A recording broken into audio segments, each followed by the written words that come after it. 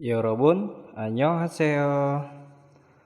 Oke, kembali lagi bersama saya Hendrik Fajar dari Sekolah Makor. Oke, kali ini kita akan melanjutkan belajar bahasa Korea. Oke, kali ini kita akan melanjutkan konsonan. Nah, di sini sudah tertulis bahwa jam itu semuanya itu ada 19. Dibagi menjadi dua, yaitu konsonan dasar atau tunggal dan konsonan ganda. Nah, untuk konsonan dasar itu jumlahnya ada 14, sedangkan untuk yang ganda itu jumlahnya ada 5. Oke, langsung aja kita ke konsonan dasar. Nah, konsonan dasar pertama, huruf yang pertama itu yaitu ada huruf yang namanya giok. Nah, giok di sini bunyinya ada dua. Pertama ada G dan yang kedua itu ada K. Nah, perbedaannya apa? Kalau G itu bunyi ketika konsonan itu ada di posisi di awal atau posisinya di pertama. Nah, sedangkan K itu kalau posisi giok itu ada di posisi akhir. Nah, untuk kasus sekarang kita coba yang pertama aja dulu ya. Untuk yang posisi akhirnya nanti kita akan bahas di materi berikutnya. Oke, yang pertama giok. Berarti giok ini dibacanya G atau bunyinya G ketika posisinya taruh di awal. Nah, untuk penulisan giok bagaimana? Pertama, garis kanan terus ke bawah. Nah, ini namanya giok. Kalau posisinya di awal, maksudnya di awal itu ketika digabungkan dengan vokal, maka bunyi pertama itu bunyinya G. Contoh di sini giok digabungkan dengan vokal A.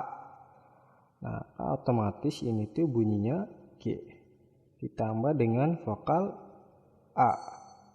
Nah, berarti kata ini gabungan dengan konsonan giok dan vokal ini dibacanya itu ga. Oke, paham? Nah, paham. Berikutnya yaitu ada nien. Nah, nien ini dibaca kalau posisi awal itu dibacanya n. Nah, cara penulisannya bagaimana nien? Pertama dari atas ke bawah, terus lanjut ke samping kanan. Nah, ini n. Nah, nien bunyinya N ketika digabungkan dengan vokal A berarti dibacanya ya na. Dibacanya na. Ya. Berikutnya konsonan yang ketiga yaitu ada diget. Diget kita coba yang awal dulu ya. Membacanya awal yang akhir nanti kita fokuskan yang di akhir. Yang pertama yang diget itu dibacanya, contoh penulisannya dulu, sama kayak dia. Nah, cuma dikasih lagi garisnya tuh. Nah, ketika diget yang di posisi awal, terus ditambahkan dengan vokal misalkan I. Nah, berarti diget ini di awal itu dibacanya D.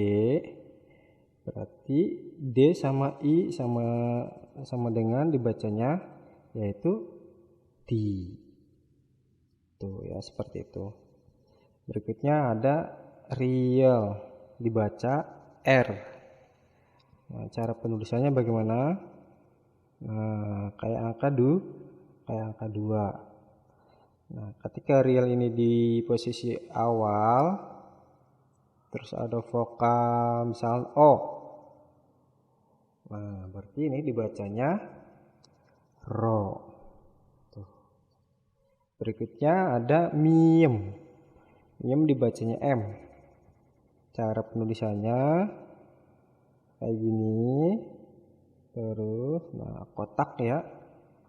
Nah, ketika miem ini ditambahkan dengan vokal misalkan I, berarti ini dibacanya mi. Berikutnya ada konsonan biek, dibaca B, posisi awal dibaca B. Cara penulisannya tuh kayak huruf A kebalik. Bie, B, coba digabungkan dengan vokal yo. Berarti ini dibacanya bio. Ya, dibacanya bio. Berikutnya ada siot. Siot di awal dibacanya S. S. Cara penulisannya kayak gini tuh. Misalkan siot sama vokal U. Berarti dibacanya ya su. Terus ada iyeng. Nah, bulatan ini yang dibacanya apa nih? Dibacanya tuh nggak ada ya, nggak ada bunyinya atau tidak bisa dibaca karena posisi awal itu, kalau yang posisi awal itu nggak ada bunyi, kosong. Berarti cuma yang dibaca itu vokalnya. Berarti misalkan di sini ada vokal A, berarti yang dibaca A-nya dong. Berarti kata ini bunyinya A, tuh ya, tetap bunyinya A. Kecuali nanti ketika konsonan ini ada di akhir, baru ini dibacanya ang. Berarti kata ini dibacanya ang. Tuh, seperti itu. Berikutnya ada jiat. Jiat dibaca J kalau awal ya. Cara penulisannya jiat seperti ini tuh, jiat. Nah, misalkan jiat sama O, berarti ini dibacanya jo. Ya. Berikutnya ada ciet. Ciet dibacanya C. Sama kayak jiat pertama itu, cuma ada atasnya ada garisnya. Nah, ini C dibacanya misalkan ciet digabungkan dengan vokal U, berarti dibacanya cu. Tuh ya. Terus berikutnya ada kiek. Kiek dibacanya K. Coba kita tulis sama seperti giok. Nah, cuma ada garisnya lagi di tengah. Nah, ini dibacanya K.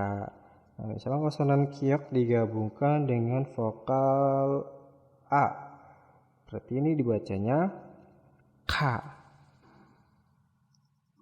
Berikutnya ada tiet. Tiet dibaca T ya. Dibaca T. Coba tulisannya sama kayak diget nih. Nah, awal diget dulu, baru di tengahnya dikasih garis. Ini dibacanya T. Coba tiet awal T, ketika digabung dengan I berarti dibacanya T. Nah, terus ada piep. Nah, piep dibaca P. Nah, tulisannya kayak angka Romawi 2. Ini P. Misalnya piep digabungkan dengan A, berarti pa. Tuh. Yang terakhir, yang ke-14 ada konsonan hiat. Itu dibacanya H. Coba kita tulis hiat bulat, terus ada garis 2. Nah, ini dibacanya H ketika dengan vokal, misalkan dengan vokal A, berarti ini dibacanya H. Tuh, jadi untuk sekarang kita fokuskan dulu bunyi yang awal dulu ya. Untuk bunyi yang akhir kita nanti di materi yang paling ujung. Jadi semuanya huruf konsonan dasar itu jumlahnya ada 14. Yang pertama ada giok, dibaca G kalau awal. Nah, contohnya ini giok sama A jadi ga. Terus ada nien, dibaca N. Nah, di sini N awal sama A, berarti dibacanya na. Berikutnya ada diget, dibaca D. Nah, ketika diget D awal sama I jadi di. Berikutnya real dibaca R. Nah, real R sama O berarti ro. Berikutnya miem. Miem itu M. Berarti miem M ketika digabungkan dengan vokal I berarti dibacanya mi. Berikutnya ada biop. Biop ini dibacanya B. Ketika biop B dibaca B dengan nyo berarti dibacanya bio. Berikutnya ada siot.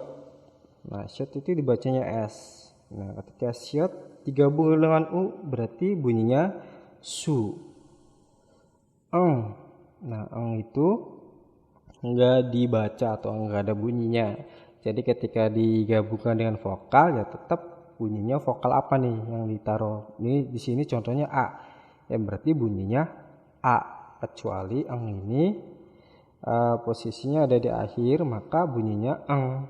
Nah, berarti ini kata ini bacanya ang. Nah, berikutnya ada jet. Jet itu dibacanya J. Nah, J ketika digabung dengan O berarti dibacanya Jo. Terus ciot. Ciot dibaca C. Ya, kalau awal C ketika digabungkan vokal U berarti dibacanya cu.